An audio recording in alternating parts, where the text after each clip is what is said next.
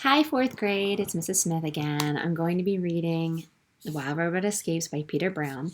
The last time we read last week is that Roz had met the pigeons after she got off of the train when she was separated from Brightbill. And she went to go look for Graybeak. But unfortunately, she found out from the other pigeons that Graybeak, the pigeon that Brightbill knew really well, was dead. And the pigeon Strutter offered to help, and he said that anyone's a friend of Graybeak is a friend of theirs. So the other pigeons said, "Stay put. Beware of the park ranger robot because he likes to spot out for trouble." And they told her to stay put so they could find Brightbill for her and reunite them. So we're going to find out today in chapter 64 the sky if that happens. Chapter 74. The sky. Hours passed and the sun set in the west. More hours passed and the eastern sky began to glow. Roz spent the whole night in the park, waiting for Strutter to return with Brightbill, but there was no sign of them. In fact, there weren't any birds in the park at all. Roz couldn't let those thoughts distract her. She needed to stay alert. The park ranger robot had seen her once or twice already, and now she heard his footsteps. Wherever she went, was the park ranger following Roz? Had he noticed our robot's unit number? Would he report her to the Ricos? Roz took a pathway into the woods trying to escape the ranger's view, and that's when she heard a familiar voices calling from the sky. "Where are you, Ma?" said Brightbill. "Come on out, Roz," said Strutter. Roz turned toward the voices, but only saw the leaves, branches, and Brightbill and Strutter were flying somewhere above the woods. She wanted to call them back to them, but the park ranger was still trailing her. Instead, she followed the sounds of the voices as they glided over the treetops. But then came a new sound, a buzzing sound. It grew louder and closer. Air started blasting down from the sky, and when Roz looked up, she saw a white triangular airship floating above her. What is going to happen? Is she going to survive? Is she going to see Brightbill? Or is that white triangular airship going to get her? Let's find out. Make your prediction.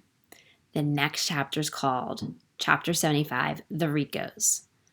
The three robots zipped down from the airship on cables. The ground shook on their heavy feet, slammed against the cobblestones. They stood side by side, forming a wall, with their eyes locked on Roz. They were Rico 4, Rico 5, and Rico 6. "Hello, Rosum Unit 7134. We are the Ricos. Please come with us." The robotic voice belonged to Rico 4. He and his partners waited for their target to come forward. But Roz didn't move. She knew how dangerous the Ricos could be, and so did her son. From somewhere in the sky, Brightbill's frightened voice cried out, "Run! Mama, run!" So Roz ran. She dashed up the pathway and leaped into the woods without crunching a weed. Here is the Ricos climbing down from the aircraft. Without rustling a leaf, the robot vanished into the thick foliage, and the Ricos weren't concerned. They had other ways of tracking her, or so they thought. Their blocky heads swiveled from side to side, scanning the woods for Roz's electronic signal. They scanned and scanned and scanned, but they found no trace of their target. Now, who remembers back? Why in the world would they not find a trace of Roz? Can you remember back? Think back. Think back. Where is her device for her electronic signal? Did you remember? It's back at the farm. She had her friends at the farm, and they had the cow take the device, and that's why she doesn't have an electronic device, so the Ricos hopefully won't find her. Chapter 76, The Morning. A steady stream of foot traffic was flowing past the park this morning. Several pairs of eyes noticed a Rosum robot running out of the trees. They watched as she looked around and started marching along the sidewalk with the rest of the crowd. Roz had lost the Ricos back in the woods, but she knew they wouldn't stop searching for her. She needed to blend in with the normal robots on the street, so when she came upon the work crew marching toward a construction site, she tried to join the end of the line, but the crew immediately halted and turned to face her. Our robot stepped backward, away from the crew, bumped into a young lady. "Oh, I am sorry," said Roz, gently grasping the woman's shoulder. "Get your hands off me! Whose robot is this? There's something wrong with her." Everyone stopped and stared. Humans pointed. Automobiles slowed. There were whispers about a defective robot on the loose, and then a white triangular airship appeared. It floated out between all the tall buildings and headed out for our Roz. Roz lurched forward and backward and again, trying to think of a plan until his voice suddenly squawked behind her. "Follow us, Mama!" Brightbill and Strutter swooped past the robot, went racing after them. She wove through the crowds, sprinted down the streets, leaped across intersections. Horns blared, and humans screamed, and robots shuffled out of the way. The birds made one last return and fluttered into the narrow side street. A group of tomcats were there, lurking in the shadows. They crouched and licked their lips, dream of feasting on a goose and a pigeon. And then the robot came stomping up, and the cats hissed and scattered in every direction. Strutter pointed to a circular panel set in the pavement and said, "Lift that up." Roz lifted the panel. Beneath it was a ladder that descended into a deep, dark hole. "Climb down there," said Strutter. "A friend of mine is expecting you." The robot looked from the pigeon to the goose. "Do what he says, Ma," cried Brightbill. "There's no time to waste." "And how will I find you again?" said Roz. "Just go." Chapter 77, The Underground. Our robot was standing in a long, shadowy tunnel. Murky water trickled down the floor, and the sour smells filled the air. Roz was below ground in the city sewers. There was a squeak, and the robot's headlights flashed onto a crack in the wall. A rat's pointy face poked out. "You must be Roz," said the rat, wriggling his nose. I hear you're in trouble." "That is correct," said the robot. "I need to get here as far as from here as possible." "I know where to take you," said the rat, as he started scampering down the tunnel. The rat knew the sewers better than anyone, but too, his short legs could carry him very slow. So Roz carried him. She scooped him up, plopped him on her shoulder, and said, "Tell me where to run." And with that, the rat squeaking directions in her ear, Roz stomped deeper into the underground. She splashed down the side tunnels, crawled through the narrow passageways, carefully crossed the subway tracks. Occasionally, they came upon cavernous chambers. Most of the chambers were empty, but some contained jumbles of pipes. The rat would scurry across the damp, dirty floor while the robot climbed the pipes as if they were trees. Mechanical sounds echoed out from the tunnels. Robot crews were hard at work. They spent their lives laboring below the city. Many of them would never see the light of day.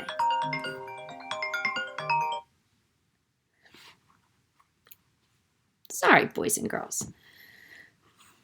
Where was I? Mechanical sounds echoed out the tunnel. The robot crews were hard at work. They spent their lives laboring below the city. Many would never even see the light of day. Roz was curious, of course, but she dared not to spy on them. Those workers had no idea that their fellow robot was sneaking around under their home. After traveling through miles of tunnels, the rat and the robot came up to a dead end. The ladder was bolted to the wall and disappeared into a hole into the ceiling. "I don't know what you'll find there," squeaked the rat, "but good luck." "It cannot be any worse than where I was," said Roz, placing him on the ground. "Thank you for your help." The robot gave the rat a quick scratch behind his ears, and then she climbed up to the street. The chase. The streets were empty, no people walking, no robots working, no automobiles driving. Roz looked to the sky, hoping to see Brightbill or Strutter. But what she saw was a fleet of white triangular airships. They were floating over the city, searching for the runaway robot, and they had just spotted her. "Rosum, Unit 713, do not move." 3 robots zipped down the ship on cables. They were Rico's 10, 11, and 12, and they each held a rifle at each side. But they didn't fire their weapons, not yet. Their orders were to retrieve the target, unharmed if possible. Our robot's survival instincts blared like sirens in her head, and she burst away from the Ricos. She sprinted down the empty streets, turned onto another empty street. All the streets seemed to be empty, but they wouldn't be empty for long. More and more big, bulky robots came zipping down to chew into chase. The Ricos moved like machines. Their target moved like animals. The wild robot stayed low, gliding across the streets, darting around the buildings, vanishing into the shadows. Her computer brain thought back to the game of hide and seek, and she played on the farm. But this was no game.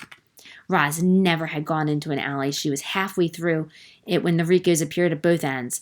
There was only one direction to go. Using all the strength of her legs, our robot launched herself high into the air. She clamped on the side of the building.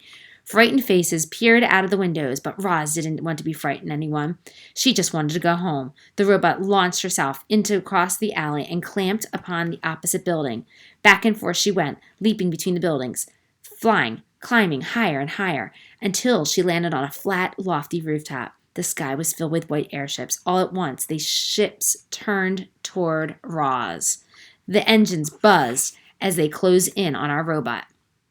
But then came a strange swishing noise. Pigeons, hundreds of them, thousands of them, waved up the wave of pigeons screamed up the streets, swarmed through the airships.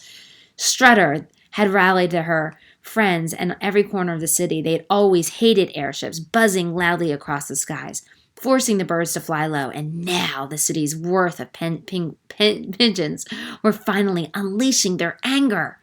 As you expect, the airships fought back, blazing beams of light flickering across the skyline and left charred feathers floating on the breeze. But the pigeons did not retreat. They tightened around the ships, distracting them, confusing them, and there was a deafening screech.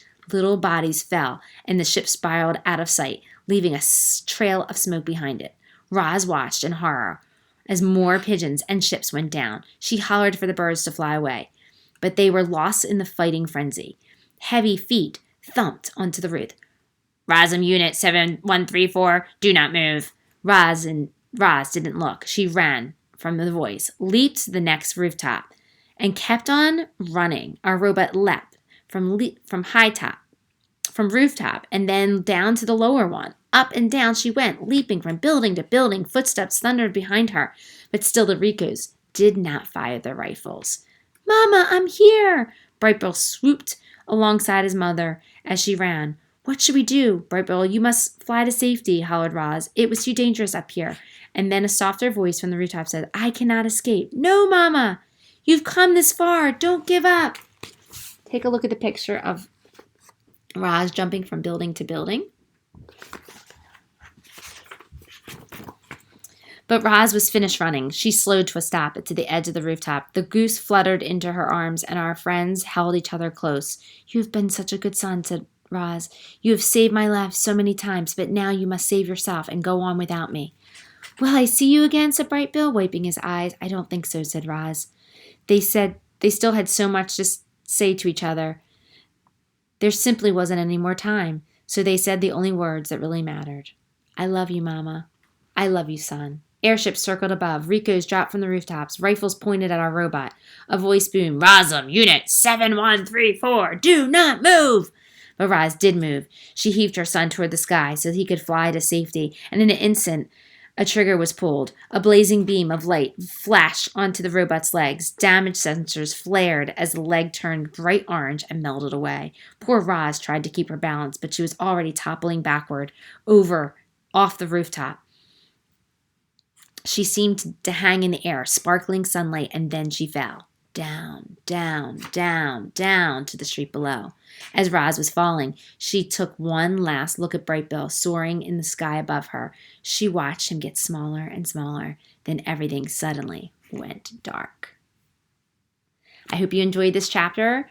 Go ahead and look at the comprehension reading response question you have for today, and go ahead and answer it using text evidence from the chapter that is provided for you.